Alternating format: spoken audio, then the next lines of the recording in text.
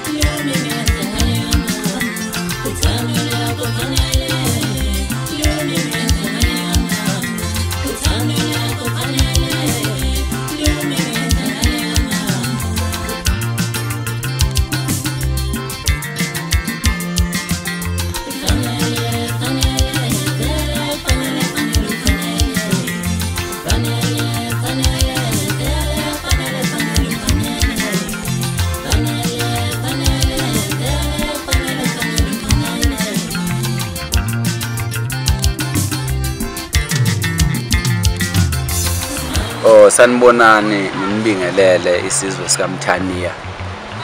lobingelelayo umkhothane ngowakhumalo wanoNkomo lapho engiqhamuka khona kusho ukuthi ngizonethulela nansi album yami okuyi-album yami yokuqala isihloko se-album sithi 100%. I-album iney'ngoma ezithi azito 15 engizokucela-ke kakhulu kubathandi bomculo waseNingizimu Afrika ngizocela ukwesekwa nanoma ngayiphi indlela njengoba umsebenzi nje ukhona umsebenzi udinga abantu udinga isandla sesibili so ingakho nje ngithi anginethulele nisize lapho enisiza khona ngokuthi niye ey'tolo niyithenge ikhona i-album ey'tolo iphinde futhi ibe khona kwabathile abafowethu abasuke beyidayisa ngiyaye ngibe nendlela yokuthi umuntu uma ngabe eyifuna ayenze sure ukuthi mhlawumbe uxhumana nami bese ngixhumanisa nalowo ongayilokhu angayithola kuye i-album. Okunye-ke bese kuba yikho ukuthi i-album nje ngingivezele okukhona ngaphakathi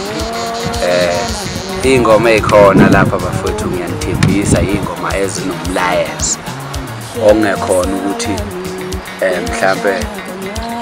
kukhona umuntu othintekayo bangofakazi-ke esebeyizile le album ngoba i-album isivele isiphumile kukhona abanayo ngicabanga ukuthi bengangifakazela ekutheni i-album ngayingcofi umuntu ngoba